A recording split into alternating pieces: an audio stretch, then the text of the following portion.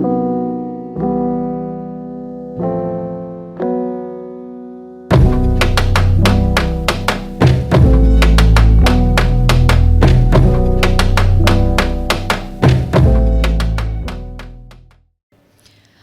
to the Atlantum Alliance Villa. I'm your host, Henzi Healy, and today I'm joined by Michaela. Hi, nice to meet you. Nice to meet you. Michaela, when I was preparing for this podcast, I was so excited because it was about leading high performers or coaching them. But can you set a background for the rest of the podcast about what exactly it is that you do? Sure. Well, I call myself a leadership performance architect, and I think at the end of the day, this is what it really is. Well, after 20 years working with large corporates in oil, energy, chemicals, utilities, deep tech, but also been working with founders. I started off my career 10 years with Accenture strategy and innovation, so I guess I got to see a lot of things where, high performance, healthy high performance really needs to happen, because otherwise there is no innovation and you can't be strategizing anything if you're not very clear, but probably we'll touch this a little later. And then after 10 years in an executive role, I said I'm going to do my own thing, because I still believe there was not enough of people trying to support leaders and leadership teams in a way that they can be better performers, again, in a healthy way. So I think at the end of the day, I also I'm an air advisor in residence at the Technical University in Vienna, and have been coaching and teaching at the same time next generation leaders. And I think this is something I'm very passionate about. And at the end of the day, I'm always been tested hard. I have a teenage girl at home, so eventually, when you talk about healthy and high performing and being in a leadership role, I think it all comes together. And that's kind of like my background. So was there a point that, obviously you have background of being a high performer, right? So you can identify with it. But was there a point where you were performing highly in the wrong way, that you kind of hit rock bottom, which then made you think to yourself, I have to see what good high performing is and help people to do that? Yeah. So can you tell us a bit about that? Of course. If that's the case, I'm assuming. Yes. I think that's the hardest lessons in life are the best ones, at least the best ones in terms of they leave a legacy, literally speaking. So I think when I started my career, when you're very young, I started at the age of 20, 21, almost 22. So that was really interesting, because that was too young for many. When you go into the corporate world, my boss back then always said, you can say anything about yourself, never say your age, right? Yeah. So when I started, obviously you come into this, I would call it almost like a vicious circle. You're performing, you're surrounded by high performers, you do good. Obviously, you're kind of like being promoted, literally speaking, but also you get bigger projects, you get more responsibility. I was leading people. All of a sudden, there was more people. So when I was at the age of 25, I got promoted to the next level, and nobody really knew how could that happen? How can you do that? I had fun, and I think this is kind of like the danger when you're in this high performance mode. It's not that it's not funny. It's just, unless you have literally somebody almost like a wingman or a wingwoman standing next to you saying, listen, you gotta relax. Yeah. I think this is the hardest lessons I had when, after a few years, the success rate was like this. Obviously, it was a really a nice little hockey stick career. But at the end of the day, if you do not know or understand, and nobody teaches us at school anything like that, right? I think this is the biggest pity I see. If you don't understand that rest and relax is not the opposite of performance, it's part of performance, especially of healthy high performance. You learn the hard way. I did learn. I had good mentors. And I think this is something that I really, really try to stay very close to. And I'm also teaching my clients to say it's not the opposite of performance. It's part of it. And you're not weak if you have like an hour a day, 4 days doing nothing, like literally nothing. It's part of it. So I think that was a lesson I had to learn. I guess it comes with this adrenaline that when you're doing a lot of things, you're having fun, you're pushed, there's others who do the same thing. So I think this is something that really, I'm sometimes a bit worried that a lot of people overlook because they're in this hype, in this high, in this, it's almost like a fake flow, I would call it. So have you ever experienced high performance burnout? Yes. Can you describe what happened to lead you to that point, what you felt like and how you got out of it? Yeah. So I think what happened to me was that I realized whatever they are telling you, that this kind of like these are the early signs of burnout, I would see it. I would see it among people amongst me, and I would consider that was it's part of the game, right? So I think there was a moment where, luckily, I had a very good mentor. I call him like a professional dad. Literally, we've met at university, and he's actually a generation older than I am. And he always said, listen, just because the others are the same as you are right now, or they're doing it the same way, does not mean it's good, right? So I think that was for me the wake-up call I really had to have to say, okay, stop, hold on for a second, this is not working. It's just because the others around you have the same bugs and features, let's call it, does not mean that you should be hanging in there doing these things. And I think this was for me really important. And I think the biggest learning is, and this is something I'm seeing with leaders these days, you cannot get yourself out of that foxhole. Like, how deep you are, luckily I was not too deep, but I needed somebody else who would literally hold my hand and say, come on, no, we're not doing that, I really care for you, and because I care for you, I'm going to put you somewhere else for a moment, for a week, for 2 weeks. And I shut down for 2 weeks. That was my boot camp. I still call it like that. I did do nothing except having a good time for me and myself. I was at home. We just built our house. So I enjoyed it. And I just still remember the chair that I bought. I think it took me 3 days to decide which one it was. But it was these 3 days where I realized so much. And every time I now sit in that chair, it's appreciation it's like for exactly. Yeah. It's appreciation for, not the pain that you go through, but literally that I had a chance to learn. And I think that's the part that is the most important. And we all need others to support us on that journey. And I think this is something I'm doing right now with my clients and with people I work with, because it's not about that you don't know. High performers are awesome, but they are not meant to be alone out there. So let me ask you this, right? So number one, what is the difference between good high performance and bad high performance? And then when you went through your burnout, what exactly were you experiencing in that moment? Yeah. So I think the difference between good or bad high performance, as you're just describing it, is that we have to look at it from a time horizon. I can be in a peak performance, and I always try to compare this with the sports world. If I train for sprints, I definitely train differently than if I train for a marathon. Life is a marathon. It has ups and downs, of course, and we should be prepared for both. There obviously flat line is boring in any business and also in personal life. But I think at the end of the day, we need to understand that it's really about the good and the bad is when you look at it from a time horizon and you don't understand that sometimes, being on the lower end, on the more relaxed end is also very good compared to, of course, you enjoy when the pace is high and when things are moving, right?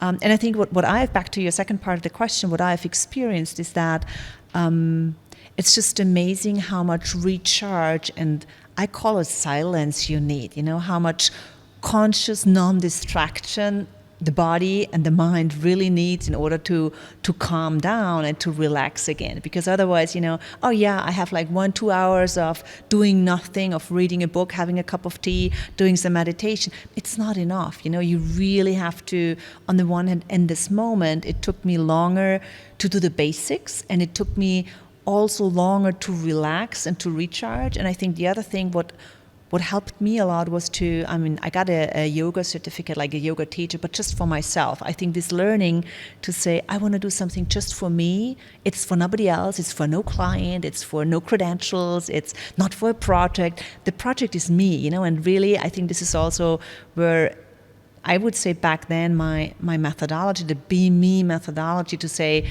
it's not a call for egoists. It's a call to say it's about body, emotion, mind, and your executive career, your execution function. And I think it really needs all 4 of them. And that was probably the hardest lesson, but the deepest one I still say now I was able to do, or I was able to experience. So I'm glad you brought up the 4 things, right? Because when you go in and mentor like a CEO or a high performer, you focus on 4 pillars essentially. Yes. So it's, if I remember correctly, it's mind, body, emotion, mind, and executive, like your career, like professional part, right? Okay, so what do you work on aligning these, right? Okay, so what have you seen, what actions have you seen high performers make that are not aligned with their eternal state? And how do you know they're not aligned? So I think the body, emotion, mind, and executive career or execution function, whatever you want to call it, I think there is two things that are not aligned. The first thing is that they're always missing one out of the four at least, you know. So we have, I've met CEOs of, very successful deep tech startups, but also corporates, where they just ignore the bodily dimension. You cannot ignore the bodily dimension. You can be. I have one who is a very, very, very successful head of the board. But if you look at him, like body shape, and again, it's not about a kilo or two. Too much. It's literally when he walks in the room, people love him, but people even started to, not to care, but to worry about his health. And literally that's just recently, half a year ago, what hit him hard. So I think the first understanding is that you cannot ignore one. You can have phases, like again, it's the time span where you say, listen, now I have a phase where I focus more on the one than the other, but overall it's got to be 100% balanced across those four. I think that's the first part. And I think the second part, what I've seen is that people, they think they know it, but they don't.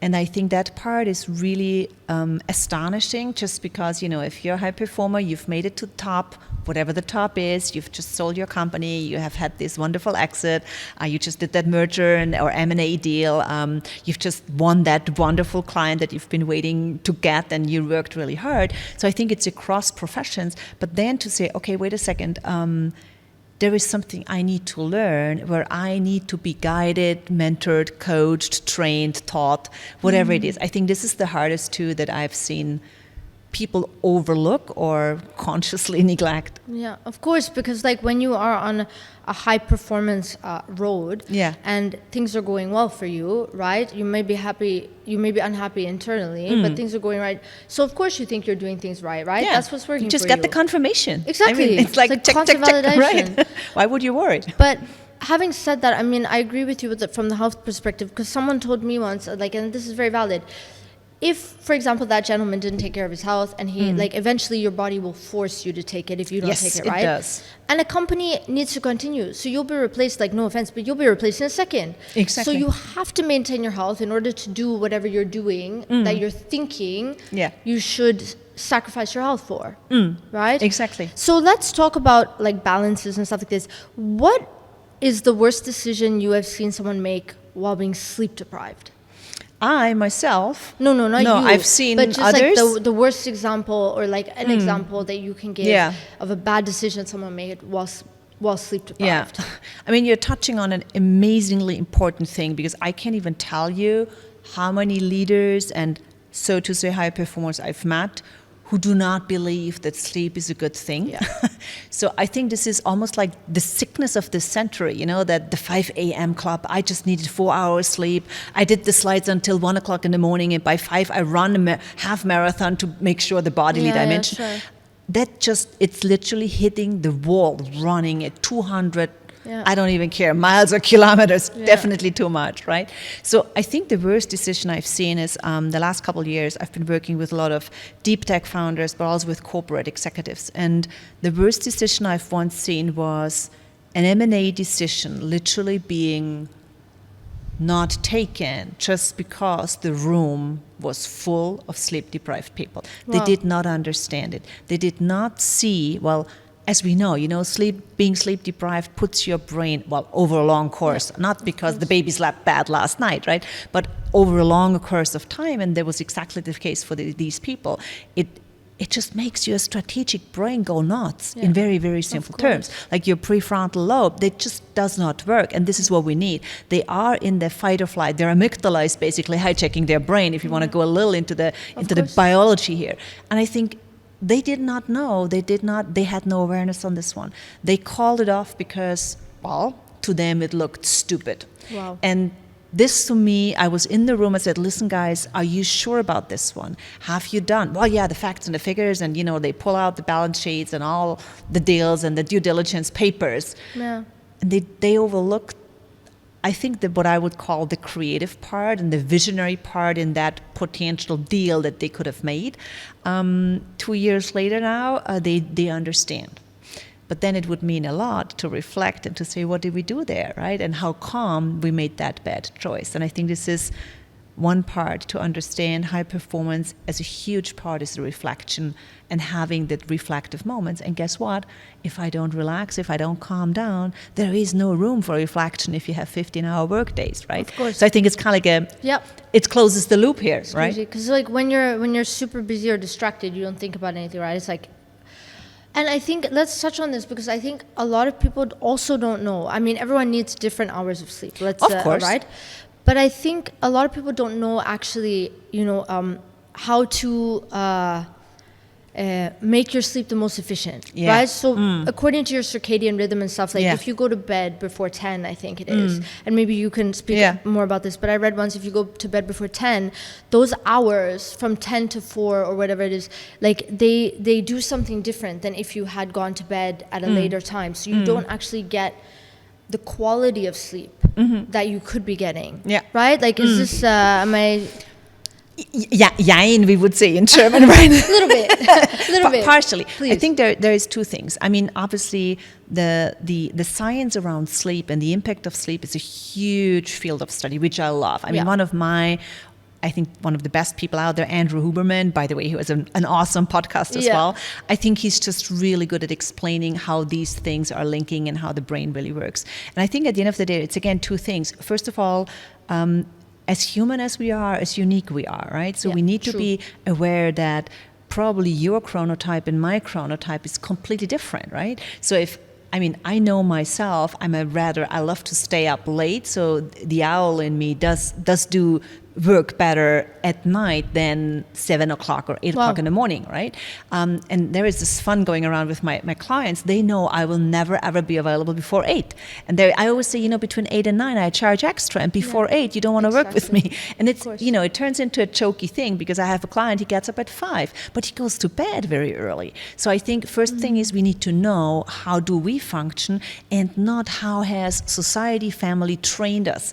I mean, if I look at my daughter right now, she goes to school way too early, and I would say maybe a little hour later could literally work these kids or do them a favor in how their brain works. I mean, teenage brains, they're in big catastrophe and big restructuring. And I think it's the same for the adults. You just need to find your rhythm. I think this is the most important one. And then in terms of when to go to bed and how long, I think it's, from what I've learned, it's less the exact hour. It's more important that A, know your chronotype, and B, make sure you have your 7 to 8 hours.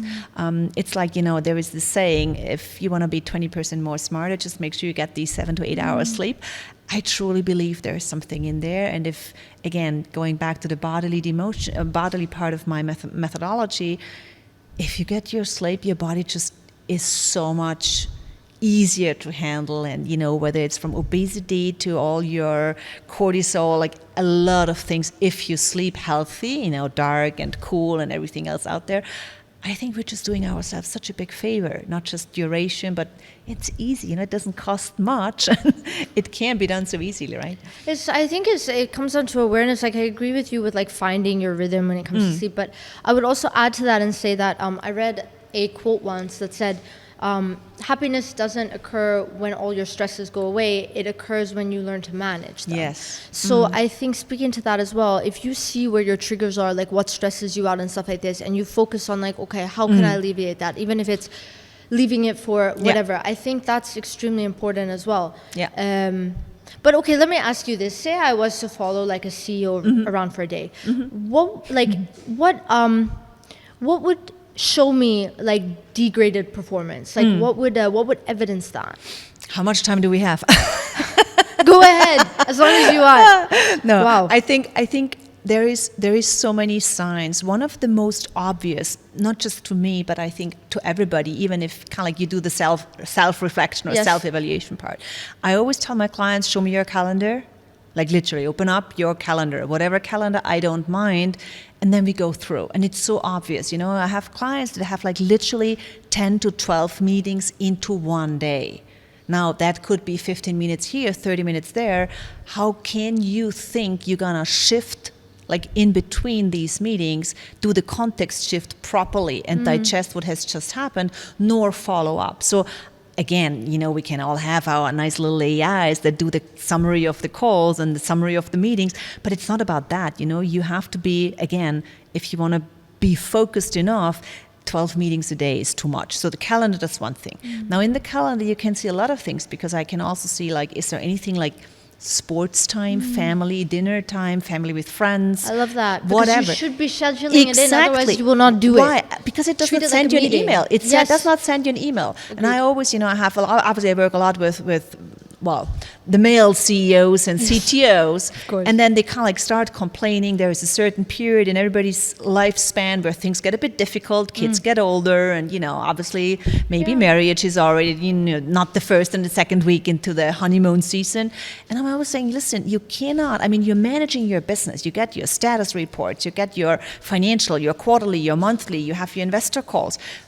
This is something you've scheduled. Yeah, and agreed. it's a system. Treat but it like your a meeting. operating system is literally, I always call it on factory settings. Yeah. They do not work on their operating system. And I Exactly. cannot complain that I don't have I don't have a connection to friends anymore, Of course. to my hobby anymore, if I don't have it in the calendar. Of course. So again, one out of many, but to me this is a huge one that already tells me a lot, and it also tells the client in terms, self-reflecting a lot about themselves and what's going on there. But let me ask you this, because time. People just think, oh, it's just time, but time is a limited resource. Like Yes. we all only have 24 hours in a day, right? I heard so, yeah. So yeah, some of us think we have more, but Yeah.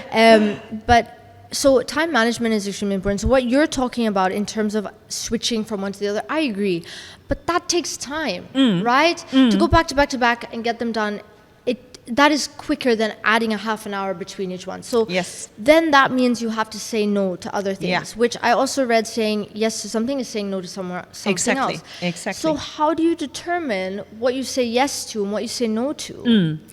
And I think this is the second part, because when you look at high performers, they are pretty clear. Let's just take a deep tech startup, CTO, CEO. There's a go-to-market. They are very focused on which product, which features, what they're rolling out. They have a tech roadmap.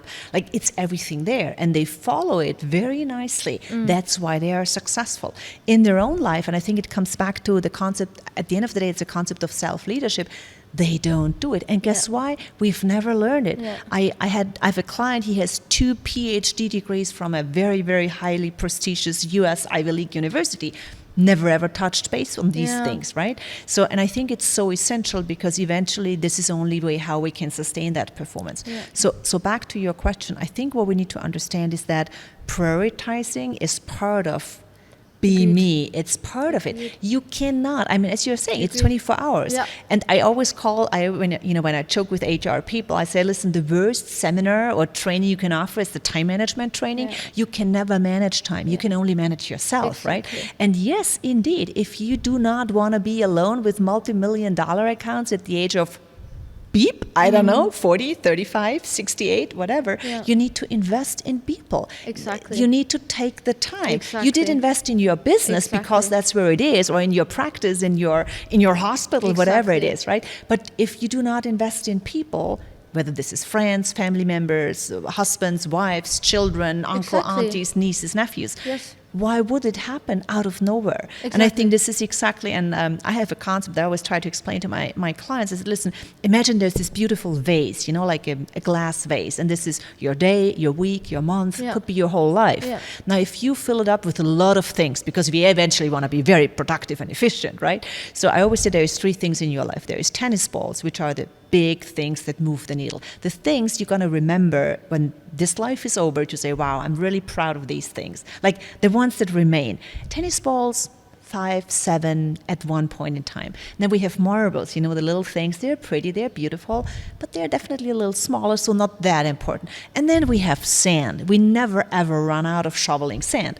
So if we fill up that life vase, that week, that month, that year, best possibly, we should always start with the tennis balls and then fill in the marbles, and they'll fill in the sand, right? Because if you start with the sand first, you got to have a really hard time squeezing in the other things. And I think that metaphor helps people. And I had a client a couple days after we started working. He's like, I have an issue. I'm like, what's the issue all about? And he's like, we're shoveling sand all day long. I'm like, well, I'm sure you're tired at the end of the day. Shoveling sand, everybody who's ever done it knows it's getting pretty tiring by the end of the day, but you've not moved any needles. Exactly. And I think back to your question, Exactly. we have to have these priorities right. Exactly. And literally, I always, our brain works with pictures. So I always try to install these metaphors and pictures in my clients' brains to say, so what are the tennis balls to it? And I just got off 2 hours ago with a client. He's in Europe. He's head of an innovation and technology department. And he's like, Michaela, I think my tennis balls are off. I lost them.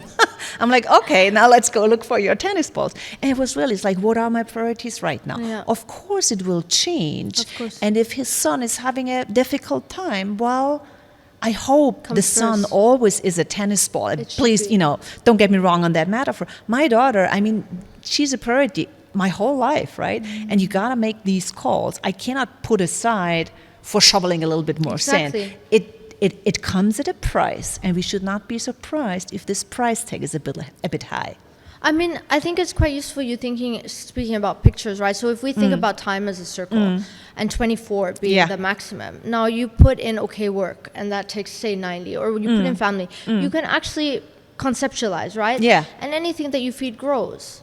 So if you don't feed a relationship, it's gonna die. Exactly. Whereas if so there always has to be a balance. Yes. So then let me ask you this: how much of leadership decisions are unconscious decisions, like not actually?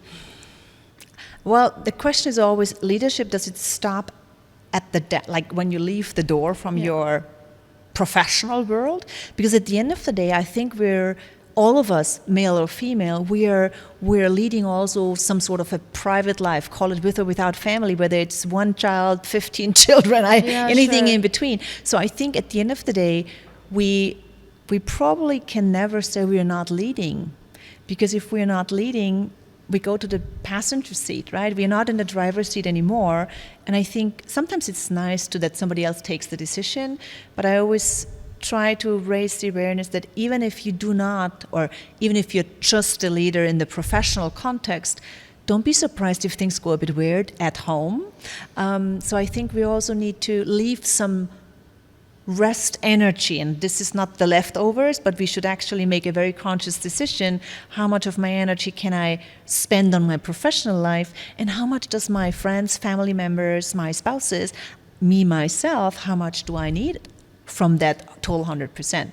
So I have a question for you here, because if you're a female leader, right, you are in a leadership role, and I think it becomes a little bit like you step out of your feminine energy almost into a masculine, if I can say that, right? Yeah.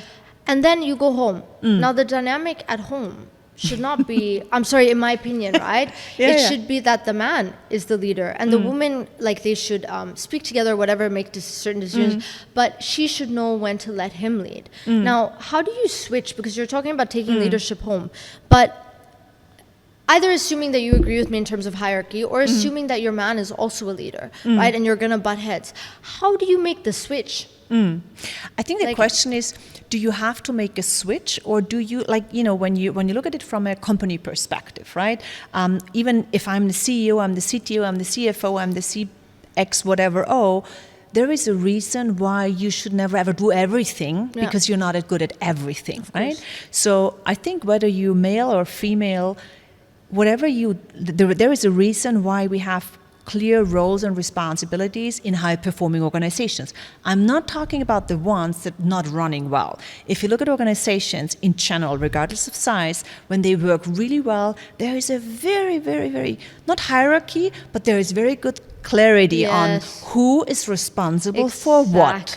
Not just who does what, but who is responsible. Agreed. And whether we are 4 people in a startup or we are 40,000 people or 4,000 people, does not matter if we have clarity on the roles. And I would say it's, for me, at least in my personal life, it's the same at home, There is things where I just know my husband can do them way better, and this is his responsibility. And the same where I know this is mine, I love to do it, that he does not step into. And of course there is, I would call it zones where we overlap, where we then need to decide. One day it's easier for me, one day it's easier for him. But eventually, I'm not a big fan of any kind of stereotyping, neither in the workplace nor at home, because I think we should make sure we are partners or we are team members and everybody could play his real strength. And I think that's, for me personally, how I see it. But I assume that would then take a discussion between the parties in order to establish like those roles, which I think clarity always brings peace. Exactly. Like, yeah. Discussion, clarity, like understanding. This is always. And it goes back to, you got to have a plan. You know, nobody would walk into an organization, let's just say, or into a legal practice and say, well, I have no idea what we're going to do today. Let me just see what looks nice. I just pull out a folder, digital or or a physical, and just look it up and start working on it. We have a role, we have some strategy that we've made. And whether, I don't know, my husband and I, we've been married for quite some time. There have been phases in our lives, and we always call them like life stages. And there has been stages where I took the lead, and for example, he went back to get a master's degree, and this just takes time. But he could take time with our daughter. That was a lovely thing, where other dads, they just have to rush and rush and rush. He could take her to, I don't know, to tennis classes and play out in the garden with her. And then we had periods in my life or in our life where I was the one, going for training, taking a step back, where a project just finished, where my daughter, she's into acting and movie, and she got a main cast at the age of 10. So somebody had to move to a next big city with her for 10 weeks. And she's like, Mommy, I have this and I have an apartment. Can you come with me, please? Amazing. So obviously this is something where you say, listen, it was not a good timing for him. So I took the one, and I was the one taking, I don't know, a break, but, taking the relocation. And I think this is so important. You need to constantly reevaluate, like, where are we going? Like in any company, you got to do your strategy and you got to do your road mapping 12 to 18 months. You have to do it for your own life as well. Because if not, you might end up somewhere where you never wanted to go. I agree with this. If you don't know where you're going, you'll never get there, right? Yeah, exactly. But at the same time, we're talking about sharing and about open communication and stuff like this. Bearing in mind high performers at work, they have to uphold a certain perception or images, etc. So we're talking about sharing, but then what are some of the things that high performers would say in private that they wouldn't say in public? And then what is actually okay to share as opposed to not, in order not to affect like the respect of the team and stuff like this? How do you delineate while still creating clarity, etc.? Yeah. So I think there is a big misconception about leaders that I always tell my clients, there is one very important sentence you need to be able to say, regardless whether you are the apprentice or the member of the board of any size of organization. It's a very simple sentence, and it is, I don't know. Exactly. You are a smart leader. Yes. It is, I don't know. It's not a difficult sentence, but it opens up doors. Yeah. And whether I do strategy work, whether I do innovation work, whether we look at AI topics these days, even if I'm the highest paid, the most experienced, the oldest one in the room, the most prestigious role, member of the executive super board, whatever, I need to be able to say, I don't know. Because what it does two things. First of all, it opens up my brain from default mode to I know, I have to decide. It allows me to take a step back and to listen. And I think this is so important for high performance, that we are not constantly, back to what we said before, we are not in this going mode in the 12 meetings a day. This is fake. It does not lead you anywhere. And I think, so if I am able to say, I don't know, I give myself room to take a step back or to go meta. As I work with a few people who are pilots, and they always say, let's go 10,000 feet, So go up there, and this only allows if I can say, I don't know. And by the way, I don't know gives a very strong message, which is not a message of failure or weakness, to the team saying, oh, wait a second. She doesn't know. Well, we have to step in here. We have to inform ourselves. We have to get somebody in who helps us understand what's at risk, what's on the table. And I think this does something. If a team only follows the yes say, if you have a team of yes sayers, it's a bit of a pity, And I think a lot of high potential or to pretending high performers. They grew this atmosphere and this culture of yes, yes, yes, big boss said yes, so we got to do it. That's awful. You want to have people who respect what you do, but amongst whom you as a leader feel also comfortable saying, guys, I don't know. What should we do with this one? Yeah, of course. Did you see what happened? I mean, the world is surrounded by VUCA and, I don't know, volatility, and we just need to be capable to. Everybody should have a chance to take a step back, whether in the private life with your spouse or also in the professional life with your board members, with your team members, regardless of hierarchy, to say, guys, I don't know. This happened. There is so much going on. How are we going to solve it? And this is when the real dynamic starts. And I agree with you, because if you are constantly just telling your team what to do, you're depriving them of the opportunity to grow, and then they just rely on you too much. You're not allowing them to be independent, to contribute. And I think by also humbling yourself a little bit to say, okay, like, I don't know everything. There's something I can learn from everybody here, just as much as they're learning from me. Because I don't know what now. I mean, we live in an information age, but way back when, the smartest person only had 4% of all knowledge. Yeah. So we always have, you know what I mean? So by saying something like, I don't know, number one, I think it humbles, but it also, you should engage your team. Like, they're there to help you. So if they ask a question, tell them how to go find it. Exactly. Equip them, train them. Yeah. Right? And then, like you said, I don't know, be honest about it. Allow them to contribute, because you don't know everything. Yes, right? exactly. And you might still have, and that allows them to become more integrated and more, I would say, loyal to you. Yeah. And I think it goes back to a concept. I mean, back a few years ago when I did my master's in psychology, I wrote about motivation because I got really excited. Like, what does get people motivated? Why do we have teams? And motivation is a huge part when it comes to high performance. If you look at high-performing organization, teams, or even individuals, they obviously are a lot more motivated to do things differently. They get going. They are proactive. I mean, you could just fill up the room with words here. But at the end of the day, the essence is motivation. So if you look at motivation from DC and Ryan, these are I would say, the smartest guys out there who came up with a simple formula that has been tested in the labs. And they say motivation needs three things. It needs autonomy, competence, and relatedness. So if you apply that, and this is what I always tell my clients, is say, listen, let's just do the X-ray. If something's not working on your own dimension or in your team, so do we have the autonomy? Do people have room to breathe? Are they in a corset, like barely able to take a breath, right? Or do they have at least some autonomy? Of course, I cannot give everybody do whatever you feel like you want to do. No, that's not smart at all. Yeah. But do we have autonomy that I could literally make a choice and take a decision on my own? And by the way, also take the responsibility with what I've just done. So autonomy. Competence, do I know what I do? Do I feel competent enough?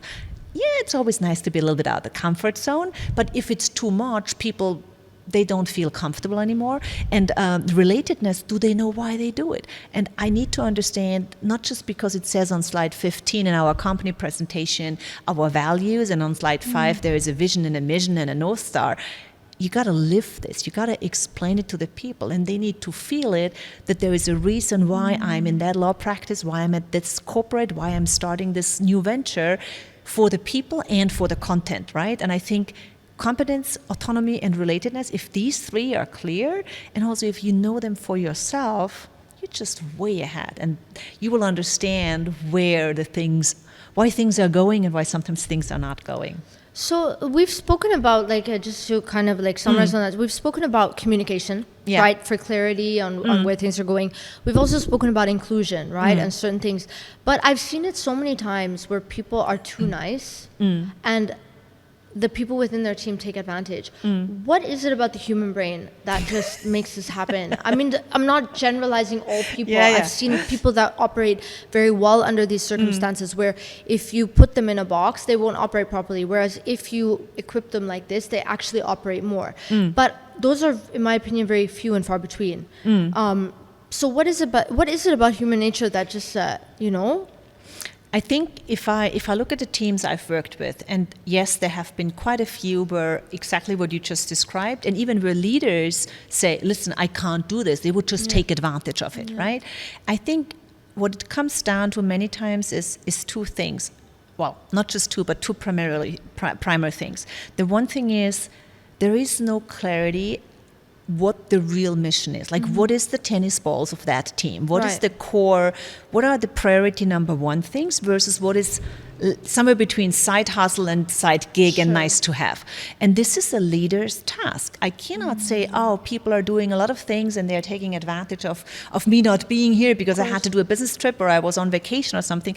If there is no clarity on and what no is the priority. motivation. Exactly. So clarity is one thing, and this is a leader's task. You know, we have to give that direction or make sure, not just in an egoistic way. We're not talking about like crazy maniacs going nuts here and telling, yeah, we do this and we do that. No, you can talk to others, you can make it the collective thing, but eventually you need to make sure what is the way we are going forward, what's the direction. That clarity is a leadership thing. And I think in many cases where this is not clear, people start doing their thing. This is a natural reaction, and some do it more and some do it less. So that's the one thing. And the other thing, and I think this comes back to roles and responsibilities as we've already covered, if I see teams or if I see people inside teams taking this unfair advantage for themselves mainly, there is no clarity on the role, and they just pick up on something. And if the leader is not willing or is not capable of A, clarifying the direction, and B, putting people, or not assigning roles, it sounds a bit like a teacher, but you know what I mean, right? So if the leader is not clear on who does which part, and then enforces it to say, listen, I'm sorry, Susan, this is yours, and Peter, no, this is not yours, this is Susan's. Go stick to your own things, or make sure you have a clear overlap. If you're not doing this, this is exactly when these taking advantage things happen. Agreed. And I think another thing to mention is when you have the team and you've provided clarity on what they're supposed to do, right? This always helps, and where we're going with the situation and motivating. I think it's important to just touch upon the fact before we end that motivation is different from person to person. Like when you are looking at what to motivate your team members, have a conversation with them, because it's not always money. Sometimes it's a bit of time. Sometimes it's flexibility in terms of picking up their kids. So speak to them and see what their motivations are, so that you can also equip and encourage them through motivation, because you were saying that's one of the primary pillars as well, on what's going to motivate them to just be an integral and efficient part of the team. And I think at the end of the day, you're pointing out something super important. High performance is, in essence, a human thing. I know, and I've had several discussions also on panels, why people are lazy out there, why nobody wants to do it, why we have depending on which statistics you believe, but we have a highly disengaged workforce. And I'm across industry, across regions. I've recently relocated to the Middle East here. I have, been working and living in the US and Asia and Europe the last couple of years. This is not a regional thing. It's not a cultural thing. It's not a religious thing.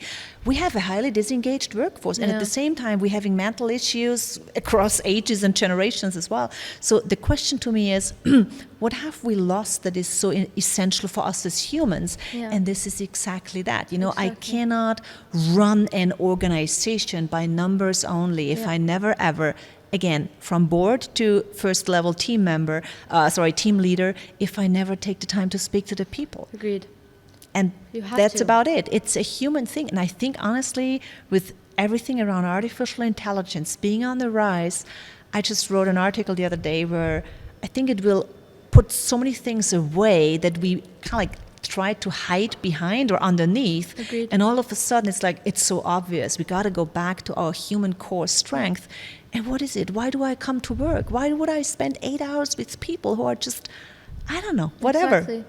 Put in the adjective you love to have. Exactly. And it does not make sense. And eventually we need to be humans. We do have a bad day. Yes, we are.